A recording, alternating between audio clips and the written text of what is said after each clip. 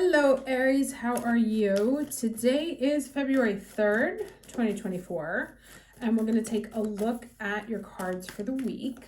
Now, this week we have Mercury moving into Aquarius. We also have a new moon, the new lunar year, on Friday in Aquarius, with Pluto just having moved into Aquarius. Now, this is a very important month for us because the 11th house, which is where Aquarius is, that's our 11th solar house, is all about hopes and dreams, right?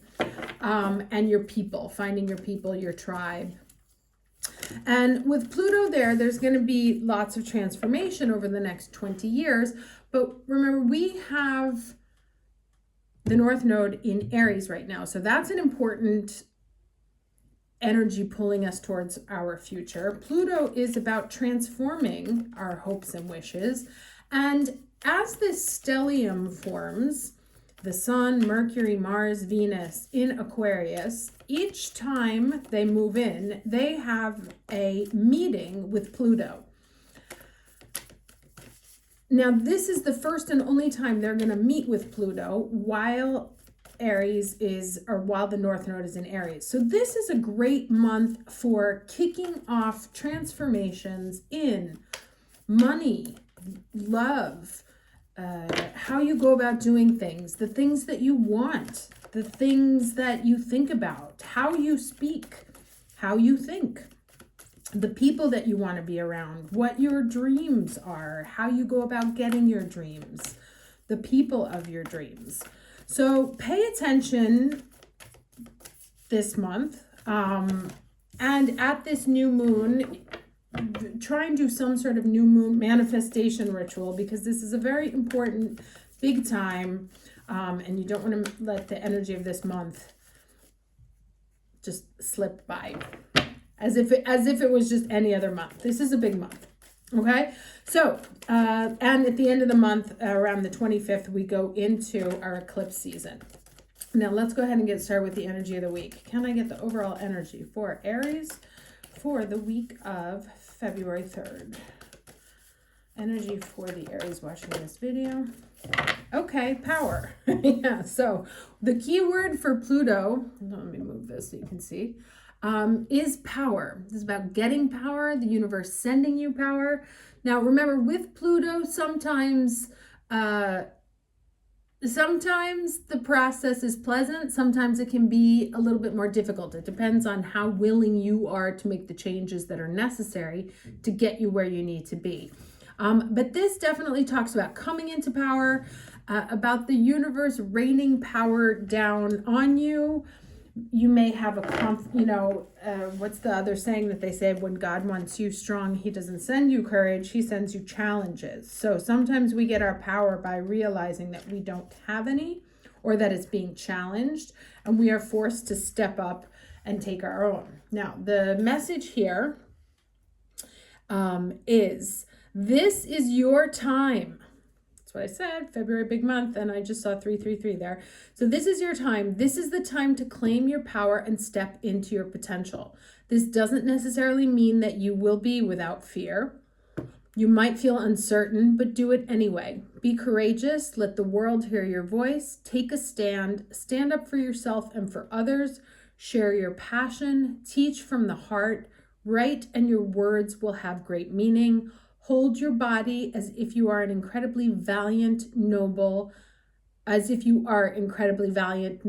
brave. After all, you are. Okay, now, if you don't know about power posing, do Google that. Now, there's been a lot of attacks on that woman, Amy Cuddy, which is common in science. The men love to go after women. Some of her data had to be rechecked. She did recheck it, and the results came out as before. Your body reacts to, your emotions react to your physical. There is an interchangeable relationship between how you are holding your body and how you are feeling. at that moment, right? And there was other neuroscience research that was done in the 60s that showed like if you were slumped over, it would be impossible for you to get into a state of joy or a state of power. So keep your body position in mind. Let's get the challenge. Oh, that was fast. Too many of these, so I'm just going to take the top one. It's always the mind, isn't it? This is the Knight of Swords. Now, Knight of Swords in the traditional tarot is the guy charging in, right?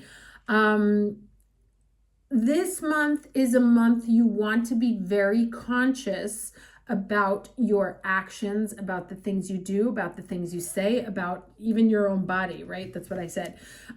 You want to bring as much as you can into your consciousness because Pluto works subconsciously, unconsciously, and we can end up projecting things and then they have to come back to us from outside. Be conscious of your thoughts, what energy you're putting out into the world. Be conscious of how you hold your body, right? Like I said, there's an interconnection, an interrelationship between your thinking and the physical. And you can influence and adjust one by shifting the other. This also says to me, be careful about like blurting things out. Be careful about jumping to conclusions. Be careful about rushing into any situation. Like first offer, like, oh yeah, it's great. Like, don't let your mind or your thoughts overwhelm you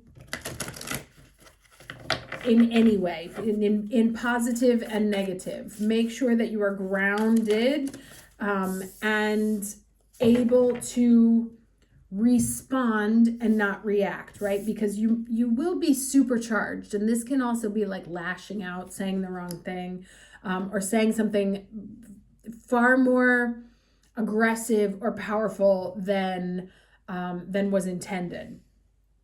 Okay, now the lesson this week is clarity here from this deck. Let's see what she says.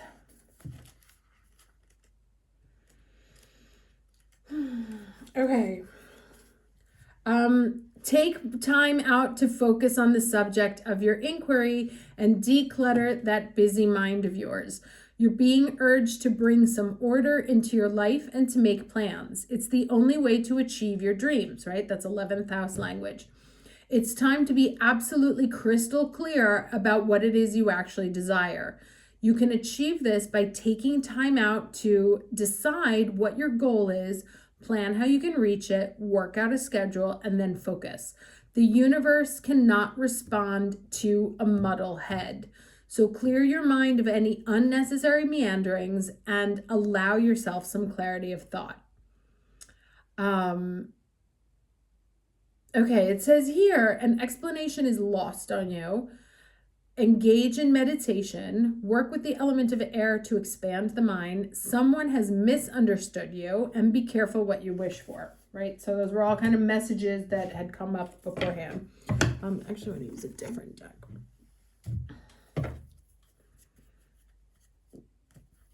All right, interesting.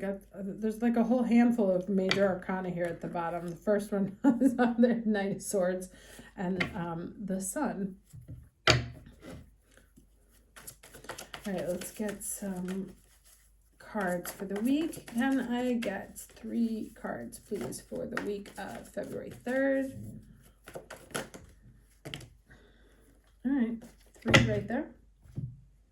All right, we have an 8 of Pentacles, 7 of Pentacles. Okay. And then the Hermit. So 7, 8, 9, a little bit out of order, right? A lot of work, taking a step back, right? You've been putting in a lot of work, maybe too much, because you see the 7 goes to the 8. The 8 goes to the 7. And time to look at things from a higher perspective, right? You're like, okay, well, let's just see what happens here. And he's here like, well, you're waiting to see what happens here, but are you sure this is really what you wanted, right? Like, you've been working on something, but is what's coming to you, or is what has the potential to flower, what you want? Or did you want that one pentacle? Maybe that one pentacle was the one that you were more interested in. So this, the whole concept of clarifying, working with the mind, it's definitely about earthly things. This is not relationship based. These are pentacles. So like what you're planting, what you're seeding, your job, your material needs and wants and plans. But this says, it just sort of echoes what this card says, which is don't sort of like work blindly and then be like, all right, like I'm just gonna bang out a bunch of things and then we'll see what happens. This talks about really, and they usually say this is like the Virgo card, but I don't know. This always gives me Aquarius vibes personally. But the star, and maybe that's why, because the star, which is the Aquarius card, that's what he's focused on. Like, what is the actual wish, right? Where are you working at odds with what you genuinely desire? Where are you putting in so much effort and just waiting to see what happens, when actually you should be taking a step back to make sure that all this effort is actually being, that what's going to come out of here, right? What's being planted because you planted a very specific seed. So it's not the like, in Italian they have, it's actually Roman. In the Roman dialect they have a saying which is do coyo, which means like whatever comes is fine. That, and I think I've mentioned this before, at the beginning of my presentations, I have two things, which it says, you can't get what you want until you know what you want. And the other is, if you don't know what you want, then anything will do, right? And that comes from Lewis Carroll and Alice in Wonderland. So those are the two approaches to moving forward. And right now, it's very much not the ndokoyo. Like, this is not about like, all right, fine, let's just see what flows in. But really intentionally channeling what your hopes and dreams are. Like I said, this is our 11th house is supercharged right now, which is a beautiful house to have supercharged. But it's best worked with the maximum intention, right? One thing I've learned about the universe is that it always gives you what you want, but you have to be super duper specific, because you can be like, oh, I want this job doing that and earning this much and with these kind of people, thank you very much. And it's like, okay, it's halfway across the world, right? So there's always like some sort of little surprise there. So the more focused you are on exactly what it is that would, like, what you wish for, what that wish looks like, if there was no fear, what would you do? And get very specific on that, because this new moon is really about manifesting that. So take this week to get super, super clear on, if you could do anything, what would it be, right? If you could grow anything, if you could manifest anything, plant anything, what would it be? Because that's what you want. It's not like, all right, I'm just gonna plant a whole bunch of fucking seeds and keep my fingers crossed. Be focused, be clear on what it is that you're trying to build. All right, let's get some advice.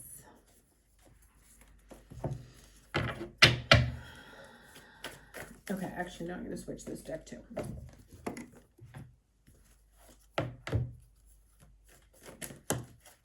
Okay. Krishna, devotion. Trust your spiritual guidance. Your commitment has been recognized. You are loved unconditionally, right? So there may be some doubt, like, well, could I even get what I wanted? And to quote another hockey thing, you know, you miss 100% of the shots that you don't take. So one way to ensure that you don't get what you want is to not go after it. So this says, all right, you have a deep spiritual connection and must trust the guidance that's coming through. I don't know if that's from me or from your inner self, right? Your devotion to the spiritual path has been recognized. It may feel as if you've been on a mental, emotional battlefield, confirm, but there are sweet messages of hope, another 11th house word, around you now. Krishna is here to boost your sense of connection to the divine and encourage you to act from your soul. If a decision needs to be made, ask yourself what will honor your soul and those around you. If you can choose the best for all involved, then you will feel even closer to the divine. Okay, hope this was helpful. Do take advantage of that new moon on Friday to get out there and allow yourself to wish and hope and dream for something that you would want. Okay, after some time on being zeroed in clarity on what it is. Okay, have a great week. See you next Saturday. Take care.